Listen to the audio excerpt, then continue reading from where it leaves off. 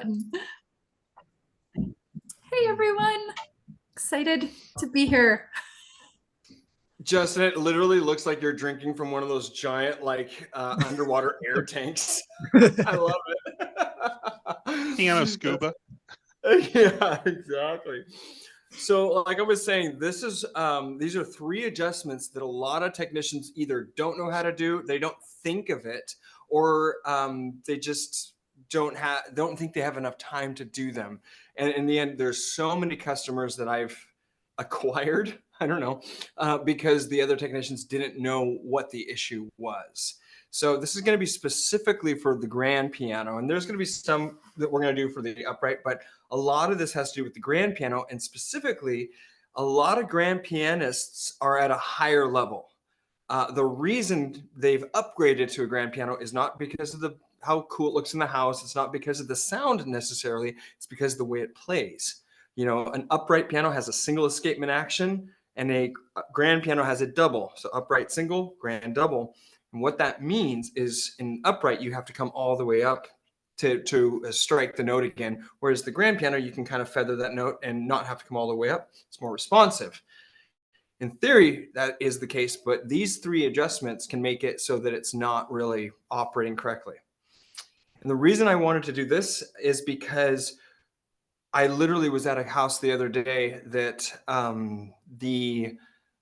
they're holding events, big high-end player events, and all the players are complaining about the piano, and they don't know what to do about it. And so I found these three things, and when I fixed it, it just kind of made everybody like, whoa, now it's a piano again. So I'm going to share with you what they were, starting with the first one. And again, all of these are not something that you would necessarily think of in your average residential customer. So let's get started. The first one of these adjustments only happened, I only noticed it when I started tuning. So I was playing the instrument, playing the piano. I'm like, this doesn't play that bad. But as soon as I started really pounding the notes to do the tuning, this came up. And this is an issue of drag. When I talk about an issue of drag when it comes to pianos, this is what I want you to think of. Drag against the back check. It's on a hard blow.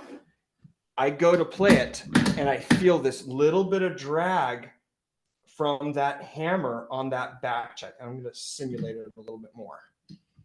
And so the back checks were checking just fine. They were right at 5/8. So again, you wouldn't notice it. But when I was striking hard, it was dragging ever so slightly, and the players it was freaking them out. Because when you're working with high-end artists, they're not just playing lightly, they're going all over the place. And so they're finding this as they're playing it.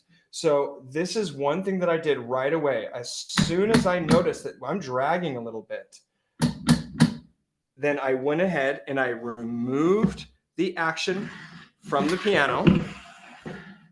And the way you can test it is very simple. Go ahead and on the front end of the key, push it down, and then hold down the hammer. And so what you're going to see, I'm going to lower this a little bit. What you're going to be able to find, what you're going to be able to feel, I should say, is this drag. So by simply touching the key and holding down this, I can feel that drag right there. So I'm putting a little pressure on the key, a little pressure on the hammer, and I feel that dragging right there. I'm going to see if I could just show you it. So here I go. And you see how it's connecting. I'm not even up all the way. So that hammer is, the tail of it is touching right there on the upswing. And that, my friends, drives the customer crazy. They don't have no idea how to fix that. And so in this case, what I did with the customer is I bent the back check wire back, and I actually kind of straightened it up. And then I made it so it back checked. So then I tested it by, again, with this hand, putting it on the key. Yep, it's not touching at all. So that's an easy way of doing it. So again, a lot of times you need to put a little bit of pressure because that kind of bends everything into play and almost simulates a hard stroke. Does that make sense? I know that's a kind of a weird concept. So a lot of it's not just front to back that you're talking about on the back check. It's also the alignment of that back check and the angle that it's at, correct? 100%. Yes, that's right. And so a lot of times what you'll have to do is, set up a couple samples and be like, okay, I think this is right. And then as soon as you have just the right angle, the right rake, the right adjustments, then you'll kind of model all the rest of them after that. And that's what I've had to do before.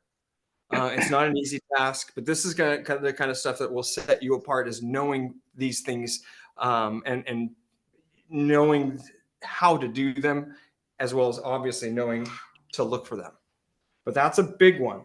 So again, they were really thrilled because right away they were able to now go ahead and just on hard blows, and there was no friction, there was no drag at all. But the next thing that I found, I'm going to put this into the piano, put it back, and I started tuning more, and I'm like, okay, everything's great. There was a bounce to the key. There was a weird bounce. But play the note, I'm like, what is going on? What is this feeling? Can anybody guess the bounce that the player was feeling at the end of the stroke? And this is one of those really weird ones. What they were feeling was this damper coming up too high and rebounding and bouncing on the key.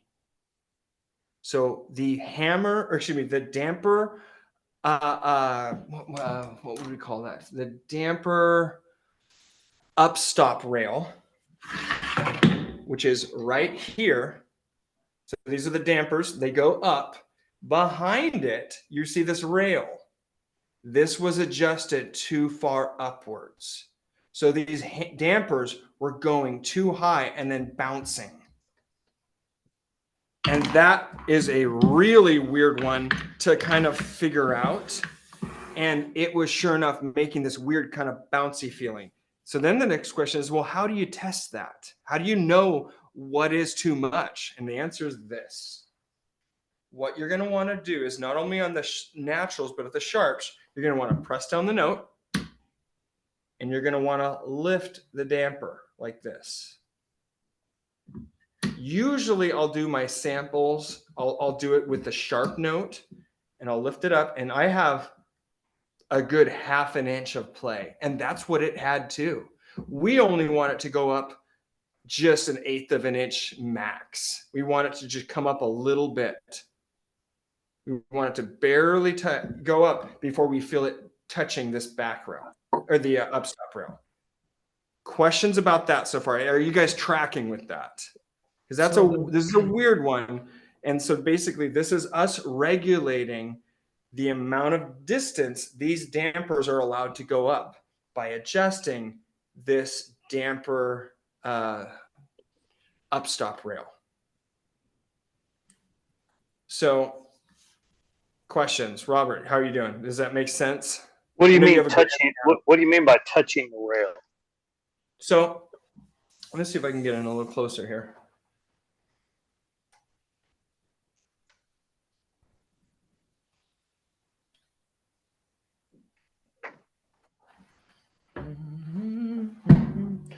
Damper upstop rail is right here. And below it, you can see when I press down the note, it's that obviously the key is lifting that. And there's all this, you see how much it's going up? That's too much. So what you're going to need to do is you'll remove, so I can do this carefully. I want to keep that angle. You'll remove the action like so. And what I typically do, and I usually don't use a pen, always use a pencil for this, but I'm breaking a rule right now. I'm going to mark exactly where it is on the first and last. So I've kind of marked right here as a guide. Okay, I know that's my starting point. I've just made a little mark, and I'm going to go ahead and lower it. So I'm going to come in here, and we are going to lower this damper upstop rail. Whoa, you see it dropped. But you see my mark right there? Those are the original marks. So I'm like, well, I don't want to go that low. I'm going to go just like that. So you can see that mark. I'm about, I don't know, what would that be? 1/8 inch or. So I've adjusted that lower. So now these dampers can't go up as far. So let's try that. I'm going to bring the action back into the piano. I'm going to play the note and I'm going to lift. Ooh, I'm lifting the top of the damper head. You see that? Let's go back. So I'm playing the note and then playing the note, and then I'm just taking the damper head and lifting it up a little bit. Before, you remember, I was able to go way up by a 1/2 inch. Now I'm only able to come up a little bit. So I'm going to usually test it with the sharp keys. And I like that, just a little bit of play going up. So David, to kind of go back before you made the adjustment, when you lifted the damper, or when it was in that active playing, it would lift too high, it would drop, and you said bounce on the string, so it would go down and then pop up, or kind of walk what it would do, again? yeah, that's a good question. No, what it would do on a hard blow, they would play it really hard, and this would, on the down position, it would come up, and you see down here, that damper lever would fall back on the key. So okay. They're feeling that weird bounce on the key at the end of the keystroke. So it would throw to its maximum and then come back, land on the key when really it shouldn't be doing it shouldn't be going that high. You shouldn't be feeling it like that. Right. And so by adjusting this damper upstop rail down, I've lessened the amount that this damper can travel and therefore rebound and hit this key at the end of the stroke. Crazy, right? The pianist will feel that, and that will bug them.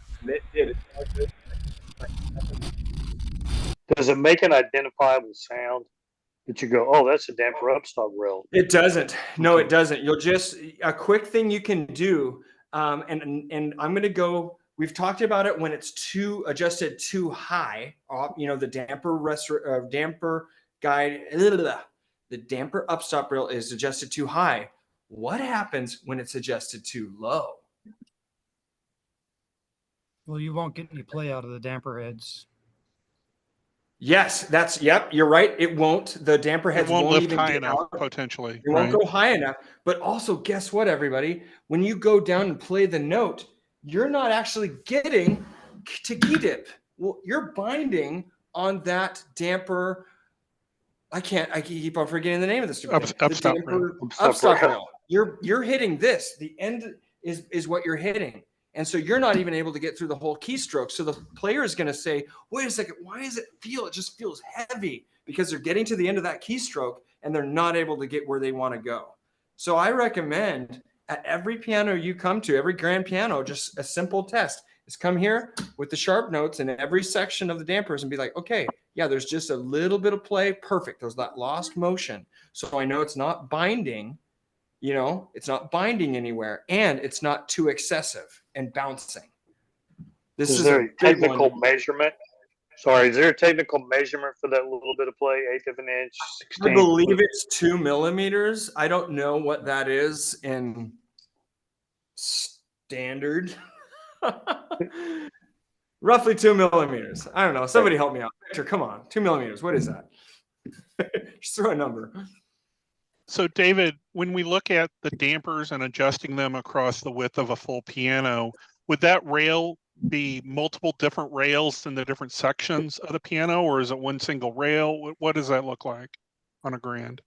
Typically, it's 2 rails. Typically, it's a bass, and typically it's the treble side. Mm-hmm. I've seen some where they're the entire continuous rail, like Steinways will have one giant one, and that's kind of a pain. You have to I can only get it so far.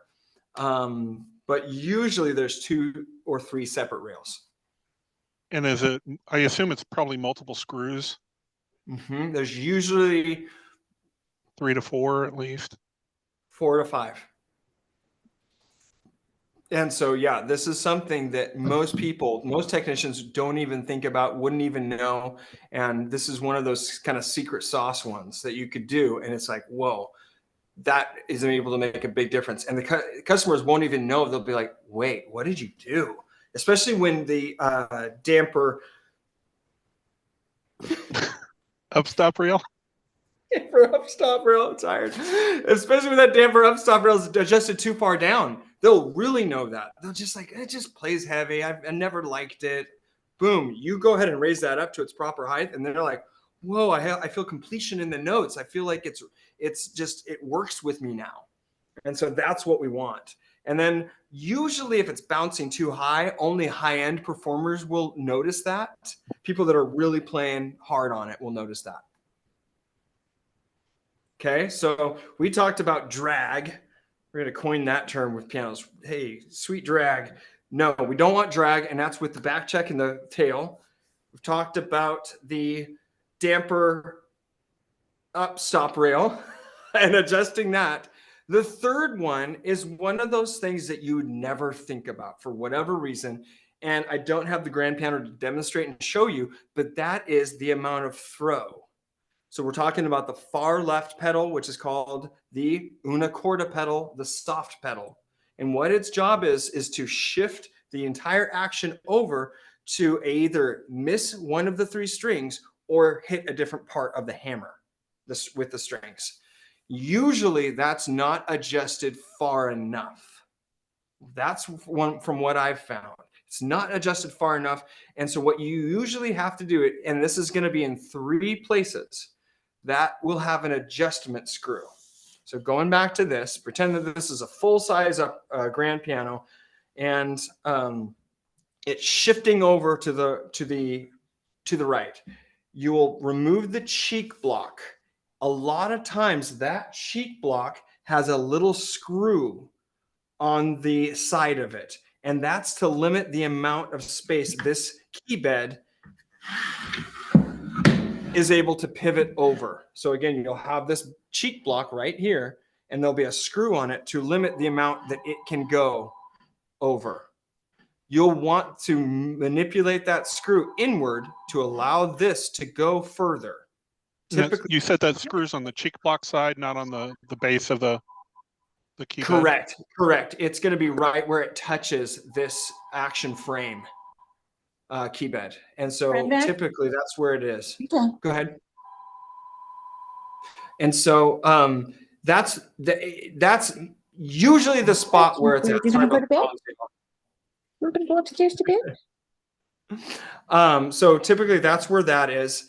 The other spot it could be is actually inside the key bed area on that right-hand side. So usually what you'll have to do is if it's not on the cheek block, that screw, you'll pull the action out, and then on the right-hand side in the inner rim, there'll be a fairly large screw that goes right into the rim to block this key bed from moving any further. Okay, so that's the second place it could be. The final place it could be is actually underneath the piano where the trap work is. It will be underneath the una corda pedal assembly where it's attached to the piano. So basically there'll be a screw in the belly of the piano, like right there, that will need to be adjusted to make it so that that lever underneath the piano doesn't go as far. That's pretty rare though. So yes, those are 3 adjustments that most technicians either won't do, won't know how to do, or won't have time to do, but they make a big difference. Joel, I want to be where you are at, man. He's like, I'm in Cabo. You know, Ireland? Cabo? This is Orcas Island. Come on up. We'll go fishing. Oh my gosh. I got a gas shrimp waiting for you. Yes. Any of you, especially if you can help me learn piano. Love it. So questions about these 3 kind of adjustments that, again, not a lot of people know how to do or would do. Why do you When you're lifting the damper heads to test the play, why do you do it with the sharps? Just preference?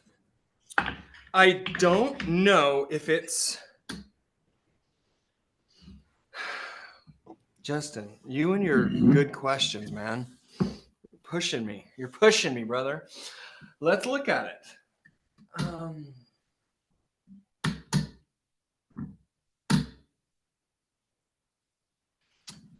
I think what it is, and if I look at it closely, we're going to look at this together.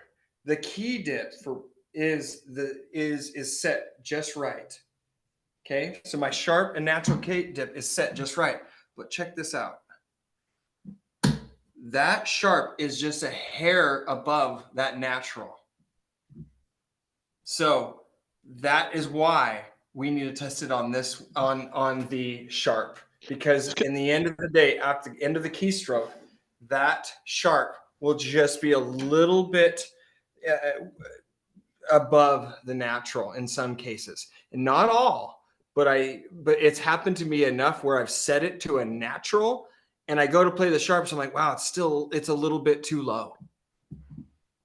David, I think it's geometry because of where the balance rail is on the sharps versus the balance rail. Michael, did on you the just natural. let me go through that like boneheaded like thing the whole time, and you have that? I in your just back was thinking pocket? about it while you were talking about it. It Jeez. just dawned on me. It's geometry. Jeez, he's like, I'm just gonna watch this. And hack. to your point, you know it based on your work, but the sharp is going to have the most travel.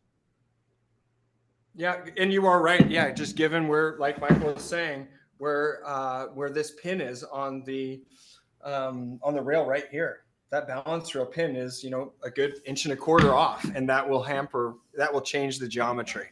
Hey, I was homeschooled, man. I don't do geometry. We didn't do that. Hey, Laura had a good question. Will the adjustments be noticeable on all the dampers, or could just one be affected?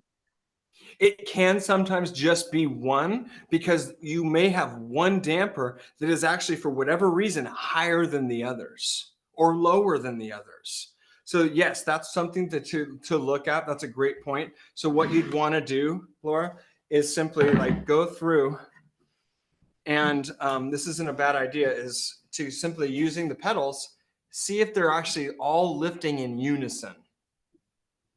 And then go ahead and poke your head down there and also see, okay, are all these levers roughly the same height with each other? If you have one that's significantly lower than the other, then that might be the issue. To your point, though, I have seen it where, certain sections of the piano will be lower or higher than others. So again, you're able to adjust things for whatever reason. No, I know the reason. Usually it's because that damper upstop rail felt is compressed more in the middle of the piano, so there's a little bit more play than the extremes. Obviously, in the dampers will only go to C5 or whatever, but yeah, good question. So, David, you said you saw all three of these issues on that piano that you were working on? Yeah, all three, and they had it concert ready, and I was just like, I'm sorry, it's not that. And so the bad thing is they had Artisan, our company, rebuild it years ago, and then they never had us back because they liked the Sinatra impression of the piano technician that they were using for years. And so I just told them, I said, how many days did I spend there, Stacy? 2 days? I think I spent 2 days service calls coming back, and I'm just going to fix this for you, because you've made it so that your home is a concert hall, and the people coming to play are expecting a concert instrument, and not all technicians know how to do this level of work. And I'm not throwing your guy underneath the bus, but I need to get to a point where he can just come in and do the tunings and do his Frank Sinatra impressions. And they're like, oh, thank you, great. So what kind of piano was it, David? I'm sorry. What kind of piano was it? What kind of piano was it? It was a Steinway from the 20s. It was a 1920 something Steinway B. And the reality is it really shouldn't be used in that type of setting. It's not a concert level instrument.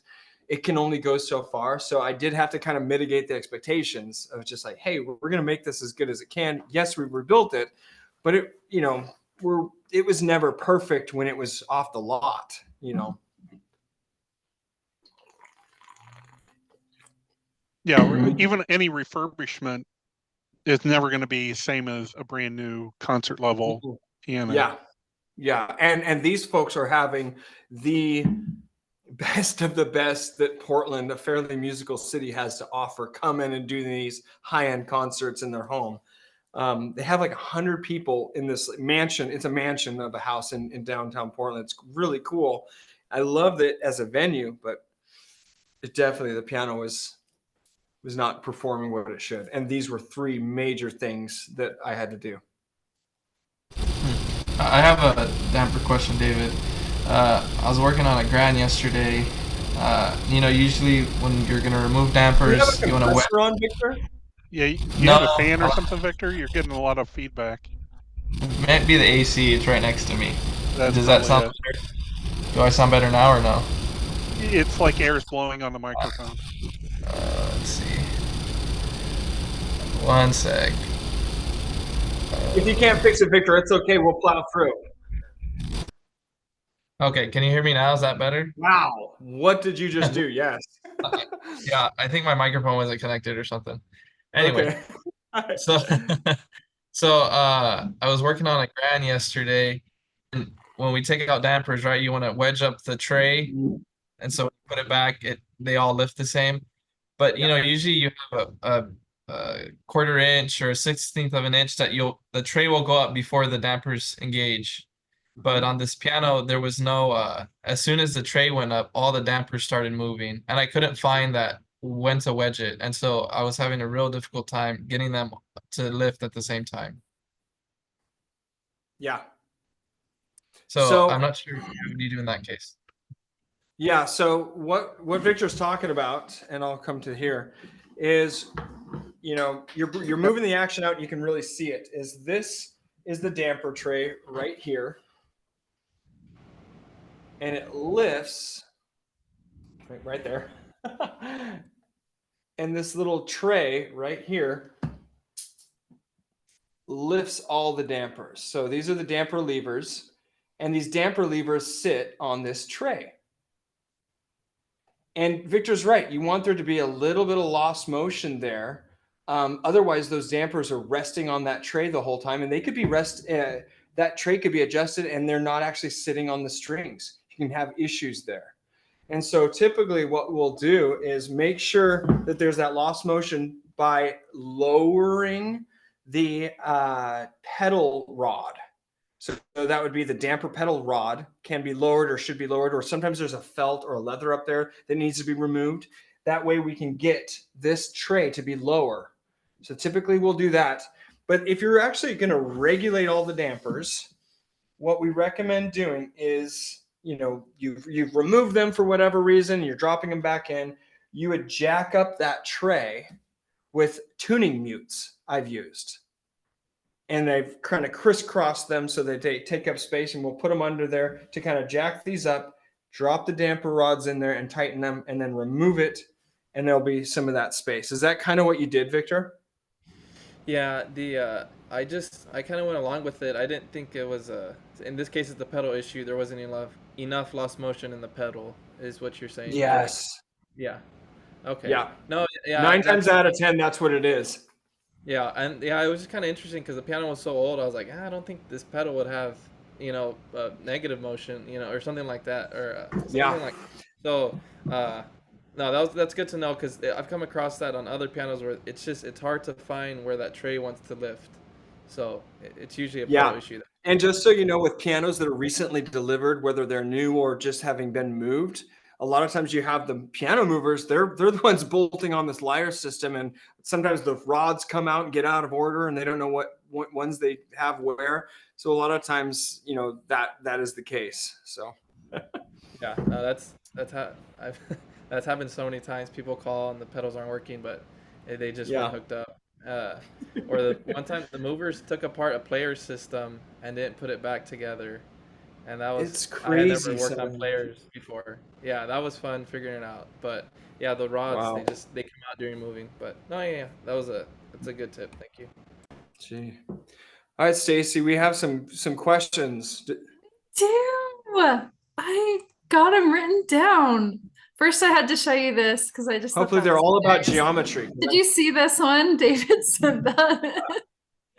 I just thought that was so I've seen those before. I've never seen it just like that. That's cool. That's crazy. Okay, are we ready? All I right. saw that and I was cracking up. I was Oh my cracking up goodness. too. Okay, I had to show this off because this is pretty amazing, Andy. This is awesome. I'm just very impressed. He's about to do key bushings. And then here's the Oh, first question. I know it looks really good, huh? I was like, yeah, oh, so you've removed them all. Is that what I'm saying? I'm trying to make it. Can you Yeah. make it full screen, Stacy? oh yeah, I think so. Is that better? There you go. Yeah, that's better. Yeah. Oh, that looks clean. That's good. So clean looking. Oh, And you're Yeah, letting it air I out. found the and let best it thing dry. was when it got a little tough, hit it with the iron again, and then usually you'd be able to melt the glue. So Yeah. Oh, that's so good. And letting it dry for a couple hours or even a day to let that wood kind of get to where it needs to be is a good idea. mhm. yeah, I got my calls and felt in today, so tomorrow I'll get the first section of keys done. Wow. So just so everybody knows, this job is something that you can charge anywhere between 300 to 750 for key bushings. I've seen people in that range. So it's a big deal. It's a big job, and it's something that you really can do in a couple hours, but you just have to know what you're doing. Hey, Andy, you're doing both the front rail and the balance rail, right? Yeah, I decided to do the whole, like every bit of felt in the key bed on this old piano. Yep. Oh, that's so good. You Michael, you did this too. Janice, obviously you did this. I'm in the middle of mine. Are you? Yeah. Those are look at that. Michael's. Yeah. They look good. Ah! Look good. Nice. And it looks like you got your secondary right there going too with the double black. Yep. So I'm trying to remember. I don't know. Did Mark over at Supply 88 say that he has those key clamps available yet? Because those are really helpful when it comes to doing this job, the key clamps. And so I'll do a little bit of research. I need to call Mark anyways, and I'll just ask him and say, hey, where are those key clamps coming? The link I just put, they sell tools on there. You do have to get a subscription, but they do have key clamps available. That's the only place I've seen that has them. I don't think Mark's gotten them in stock yet. Okay. What was Pro PTN? Yeah, it's a Pro Piano Technology something network or something.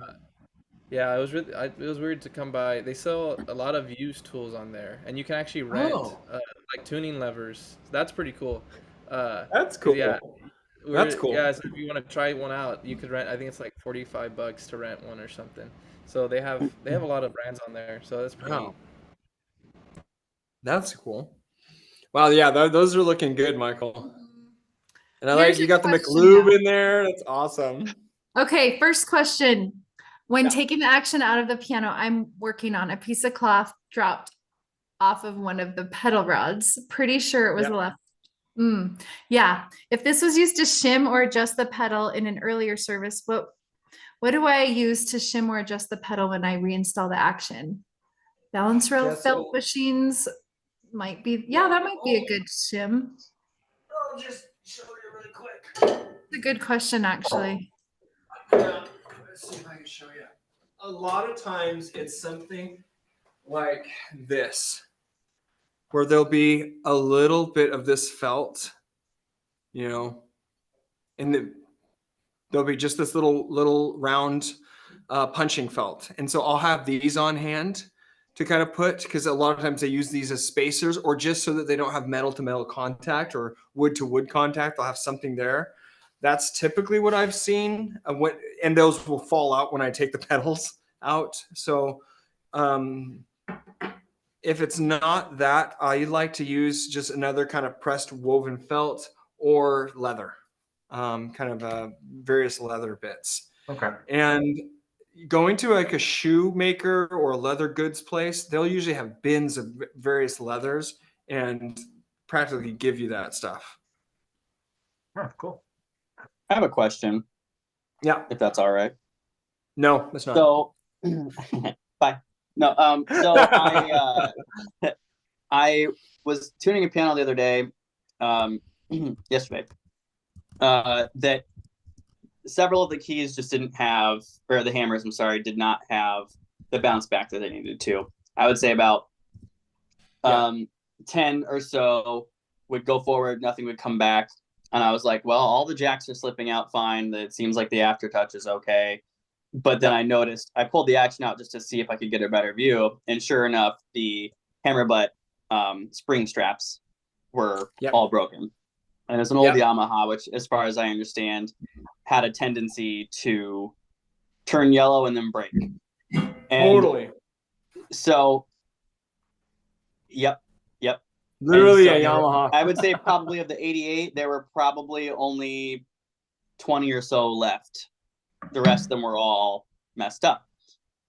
And so I offered, to do that, but I'm sort of thinking, or to, redo that for them. But I was thinking, like, I've never done something that scale. So what would a fee look like for that as a beginner technician, right? And also, is there a good material besides buying something similar like the silk that they use for those kinds of things, or like fishing line or what? I don't know. Oh, yeah. So here's what I would do. Not do what you're thinking about doing, because I did it before and it takes way longer. So you're ahead to go ahead, and they sell these. Stacy, I don't remember. We usually buy them from Shaft, but they're the actual flanges, brand new for Yamahas with the cord already there. Oh, okay. So what you would do, let me find my screwdriver. It's super easy, and I want to show you.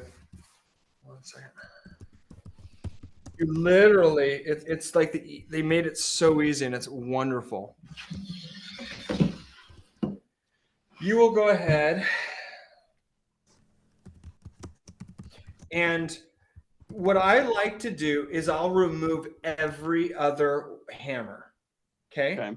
So I'm looking, I'll take the action back to the shop and I'll remove every other hammer, keeping them in a row. Sometimes I'll just double check and see if the hammer itself has a number on it. So you can keep track of them. But then what you'll do is there's this nifty little screw that's right there that has this tongue. And you would just loosen that to remove these. So you've removed the whole hammer assembly, you've removed the butt and the flange. And so you have that outside of the piano. Then you just go ahead and loosen that screw, pop the old flange off, and then pop the new one back on. It's that easy. And then you'll go ahead and put those. Can anybody tell me why I do every other one and then go back through the others? There's like a wire that goes through there, isn't there? Alignment. Nope. Easier It's spacing and alignment. It's so you know where to space them in relation to the other. And so it just makes your job easier on the reinstall, just making sure everything's in line. So to give you some perspective, David, that's something that I would charge $750 for all day here. Because I would guess that's roughly a 5 or 6 hour job when you kind of factor in driving and warrantying it and all that stuff. Sure. Okay. But yeah, but it is like a 2-day job if you're gonna like put in new, if you're just gonna put in the cord yourself. Sure. And I've good to know. Okay, another question. Upright let-off adjustment. If the hammer butt spring is popped out, I'm assuming this affects let-off adjustment. Is that right? Yeah, what it does is it makes it so it's harder to like get everything to reset. So showing you this right here, again, this is another hammer butt spring right here. We've removed it right from its cord. So I'm going to try to do let off right now. I'm going to go through. it doesn't even want to come back. Here, I'm going to back it up a little bit. Yeah, and that's what was happening yesterday. Yeah. And that's what is happening. Yeah, exactly. So here we go. We go through. Oh yeah, it's literally still there in that vertical position. So, but as soon as I move this spring back down, boop. So yes, it does affect let off. It made tuning real fun. Oh yeah, I bet.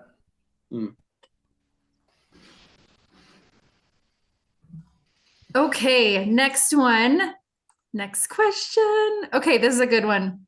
Twisting bass string. Just to clarify, if we twist this twist in the direction of the winding according to this picture, would you twist this bass string counterclockwise, and are most bass strings wound in the same direction?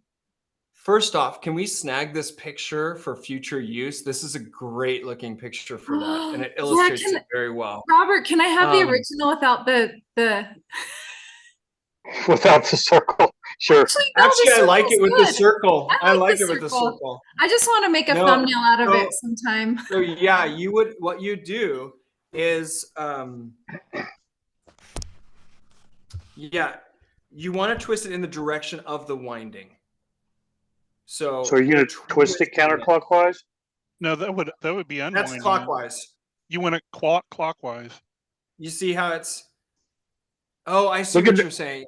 Look at the very top. It looks like they're starting counterclockwise. That's why I'm just wanting to clarify. Oh, yeah. So you're right. You would in this scenario you would go clockwise, which tightens it. So like if I'm looking at that. Yeah, you don't look from the orientation of the wire, from top going, counterclockwise is going down. You got to look like how it's coming up from the base, from the hitch pin. Oh, okay. That makes sense. Yeah, it has to be from the hitch pin. You're right. Yes, it can't be from that blank wire. Okay. And you would you're right. You would just kind of look at that and just go with that same direction and keep it going. Yeah, that's a good point because are most of them wound that way? Typically, they are. I've noticed it that way. Counterclockwise on this one, so not all of them. Yeah, these ones are counterclockwise. That might be a vendor thing, right, David? Yeah, it could be a vendor thing for sure. We just got one in from Mapes. I wonder if that one is. Yeah. Here, hold on just a second. I want to see now. Yeah, I just ordered one that came in, so I'm like, now I want to know, like, if it is. I've never thought about that, like, because usually we get them from Schaff or Mapes, or there's another one that JD Grant, I think. Yeah, that's the Canadian vendor. They're all really great. They're all really great to work with, actually. Yeah. I met one of the salespeople at the conference down in Florida. The JD guy? The JD guy, yeah. Oh, cool. Yeah, one of my head techs wanted to try them out, so we bought some. So I'm doing the cardinal sin, and I'm being very careful not to touch it with my greasy fingers, but let me see. Can you say that?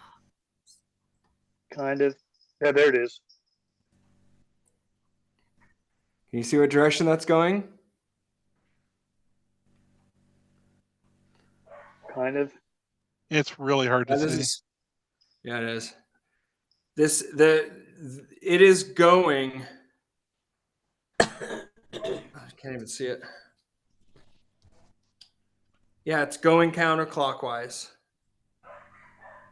Yep, it's going this way down.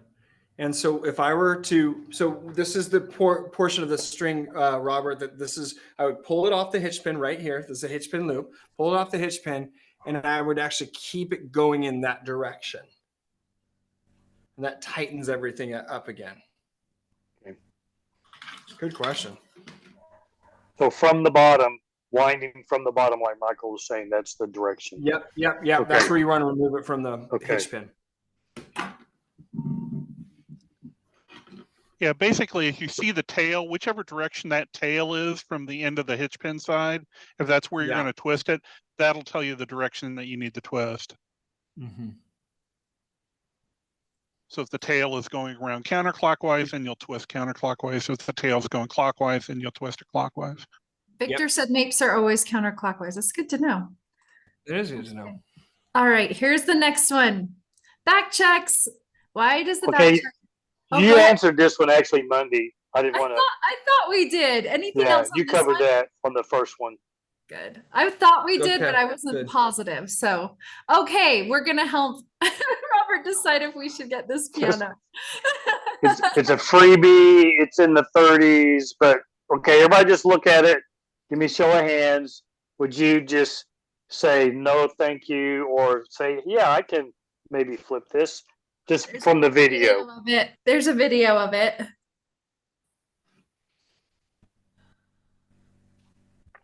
It's from what era? The late 30s, but it looks like the strings have been replaced once. But all the hammers are there, all the keys work, has some broken key tops. Might be able to use it for parts. Chip. The hammers look good. Yeah, it might be. Yeah, how are the bridle straps? Are they pretty worn? They're all intact, but I would say they're original. You if play they're one more brittle, time and then see what you think. you'll probably end up having to replace all of those. Those are at easy. some point. Yeah, the bridle straps. All right, I have my answer on that one. Curious what everybody else is. I mean, doesn't matter either way. I just don't want to go bite off something that I thought, well, that was a boneheaded move, or gosh, I should have done it. Stacey, I don't know about you, but I wouldn't flip anything that's older than roughly 1975 or 1980. But you That's my general rule. for parts. Just cannibalize it. Yeah, I would take that all day long for parts. Stacey, what's your era cutoff? I say just stay away from the 30s because the Depression made everything smaller and cheaper. And pianos from the 30s are just not awesome. Just test me on that. That's a good point. That's a good point. But so, and then, you have that golden era of pianos like 1890 to 1920, and they're going to need to be rebuilt, but they're so pretty. Oh, Janice, I love those pianos. But yeah, those you can't flip unless you rebuild them. But you're right. If they're like, they're like older than the 80s, that's pretty, when we would get Yamahas from the 80s, like grands, like I would look for Yamaha C's or we would end up having to restring them. And I mean, just a lot of it was a lot of the hammers, strings, a lot of that needed to just be redone at that point. Yeah. Like when I'm flipping. Oh, go ahead. I'm sorry, just maybe take that action out and use parts of that. Exactly. You can never have too many parts. I mean, you can also cannibalize if with it being that older, probably ivory. You can cannibalize the ivories for replacement ivories. Yeah. Yeah, those are plastics though, because 30s, you can tell those are plastic. I would, if you can find something less than 15, 20 years old, then those are great. Especially if they're black, shiny, or as long as they're not oak, because oak is really hard to sell. So still right now. So it is. Yeah. It is hard. I mean, that's what everyone's trading in at the stores is their 90s oak piano for a black shiny, or, so I would just stay away from oak, unfortunately. If you're going to flip it, less than 20 years. Oh, that would be just refurbish it. Wasn't it, was it Bruce that found us the Morroway? Is it Bruce? Yeah. So Bruce found the Morroway. Bruce found the Morroway. So I think we've ordered some of it. And so as soon as it gets here, I'm going to ask Classic Pianos for some dumpster piano parts that are mahogany. So I can kind of show you, and we'll dent it and do it all up. We'll scratch and do some fun stuff to it. And I'll show you how to apply this and what to do. And that'll be a fun that would one. be such a great skill when you're out in the field to be able to touch it up. Oh, people love that. If you can do that. Yeah. Make one comment. If you get an old player piano, I would save, and it's too much to repair it. I would keep the action because those hammers and all of those parts in there are a different shape because of the action. Good point.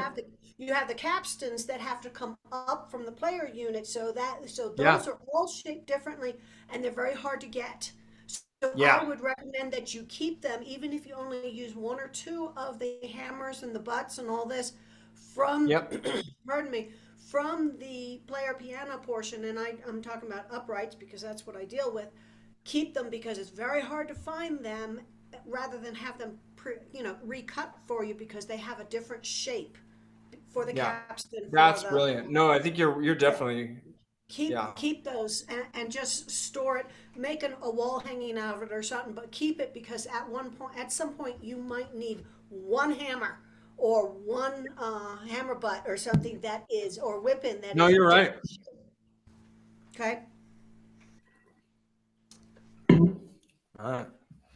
That was a couple more. good. That was all the questions I had, I think. Nice. Unless has any other questions? I sent you some. I guess maybe you didn't get them.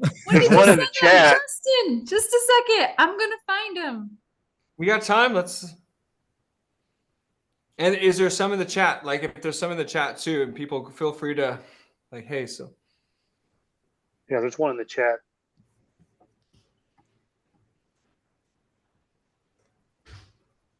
I asked about a Steinway. What would you get if you got yourself one to fix up? Oh, so the number one, a lot of people see Steinway on the old uprights and they're like, wow, it's a Steinway upright. Great. I know it's from the night you're right at 1900 or whatever.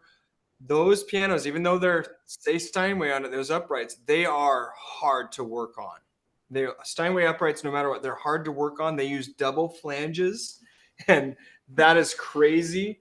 So what they have is, instead of two separate flanges, a hammer flange and a damper flange right here and here, they have one continuous one that attaches both.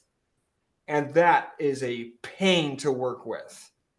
It's such a pain. So all I have to say is I usually stay away from older Steinway uprights. I think my favorite model is one, and I know it's weird, but they have a Model S, as in small.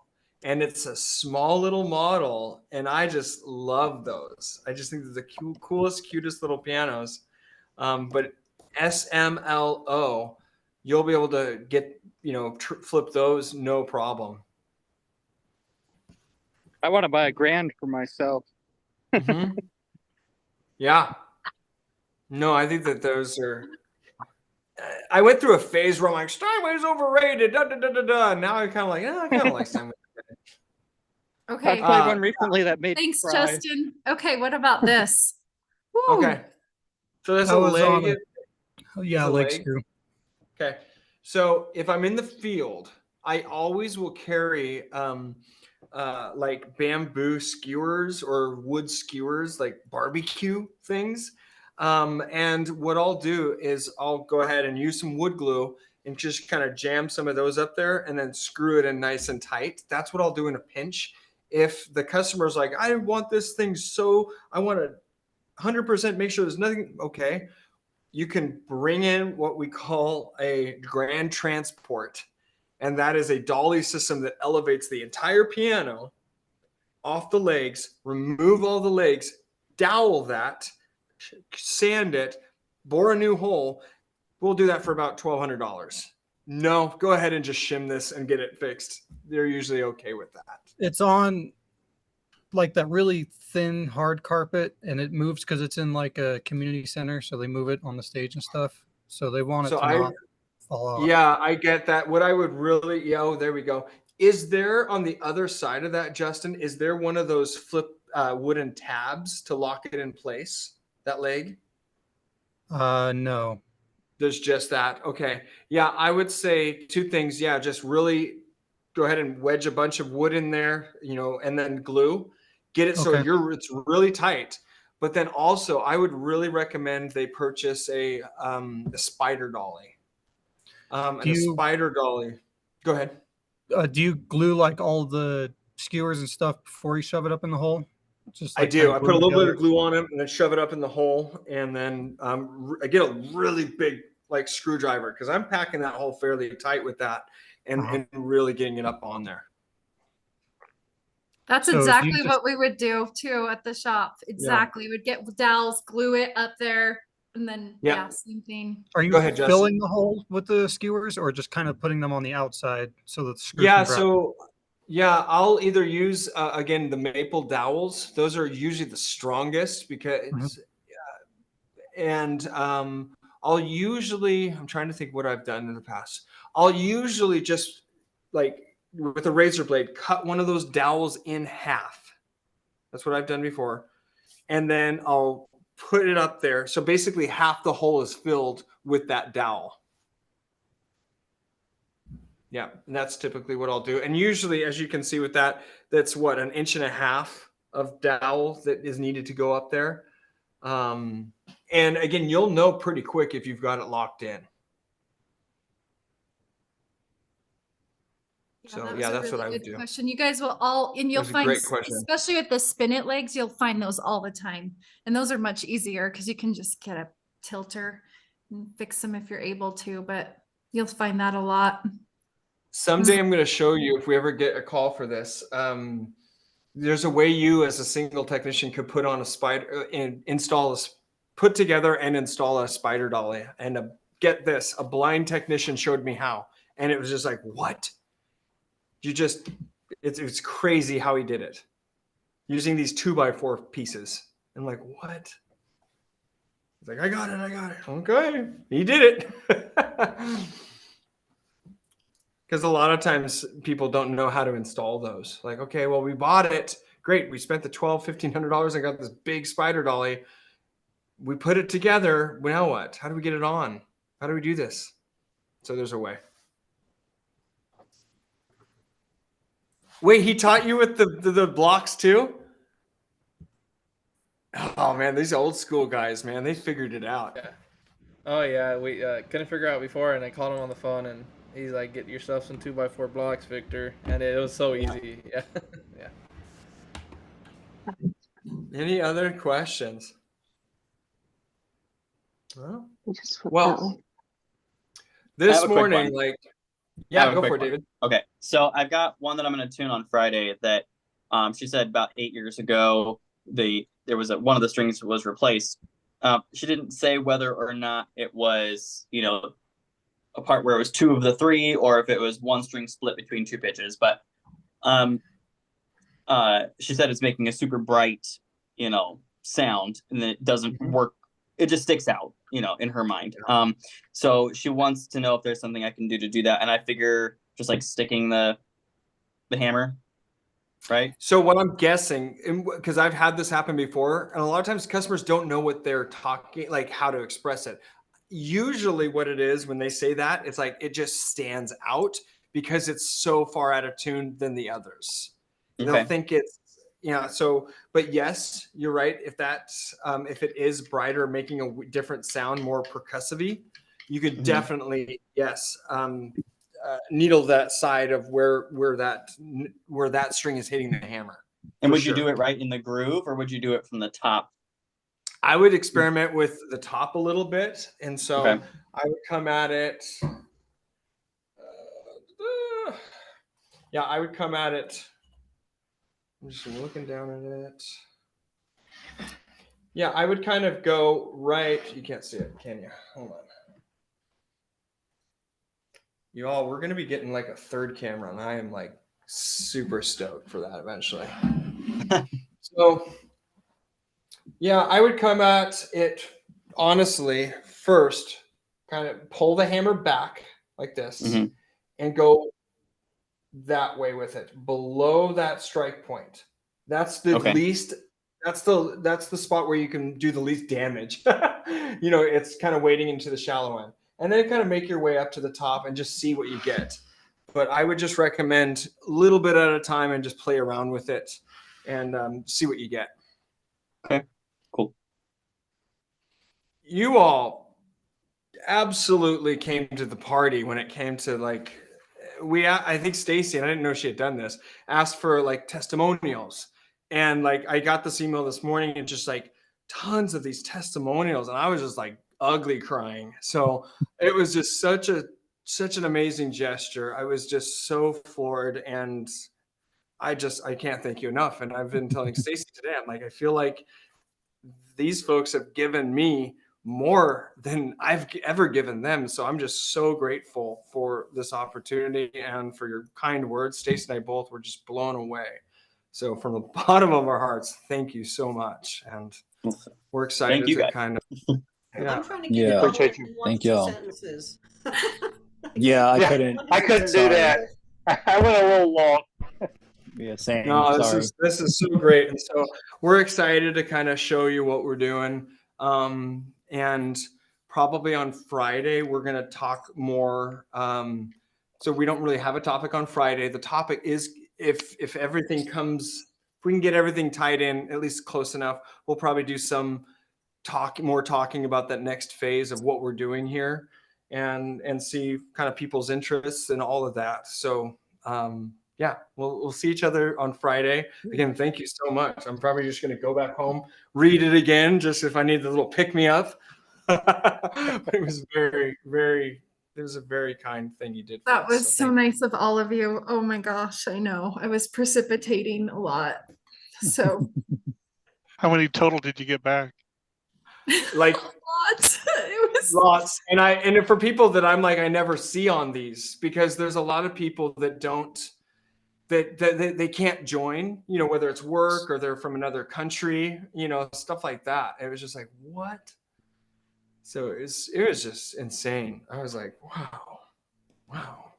Right, because when we started this, we were like, I think we need more than just videos, like more interaction. And we know we need in person too. I know, I just am so positive that that's a part of it, like immersion in person, like immersion training. I know that's another thing, but it was just, it's been really fun to try this.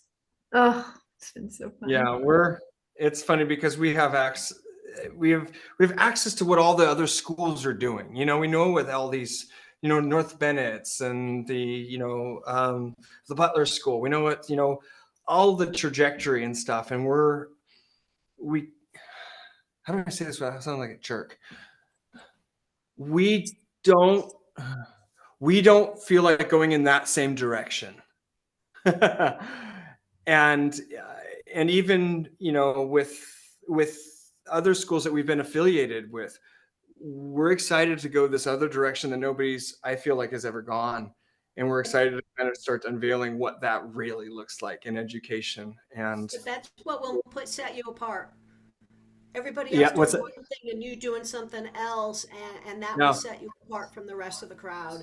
And that's where it will make a difference, because you've got your 25 years of experience that you're teaching not only the basic of tuning and piano repair, but the finer points, much finer points of upright and grand piano action and regulation. Yeah. And did you write that down, Stacey? Because now I got to put it on paper. It's so beautiful. I have it recorded, so yeah, it's recorded, Janice. You're fine. Yeah. I know, Janice, it's so funny because I've gotten over these years people that want to do a drop-in lesson, these local texts and stuff like that, and I'm like, okay, it's $100 to $200 for each session. And I know that like technicians all over the country that are getting into the field, they're like, I don't have a mentor. I can't afford a mentor. So that was just this, like, how can we make something that people get not only like, you know, 2 to 3 times a week, like actual virtual mentoring, but then they also have a forum. They have questions answered 24/7. Could we do this? Can we do that? And so nobody's doing it. That's the thing I always like to say here at Artisan is like, hey, if nobody's doing it, maybe there's a reason, but we're going to try it. So I'll see you on Friday. I'll see you on Friday. We'll get some coffee together and we'll show you what we're doing. Sounds grand. See you Friday, everyone. Thank you. Bye. Bye. Yeah.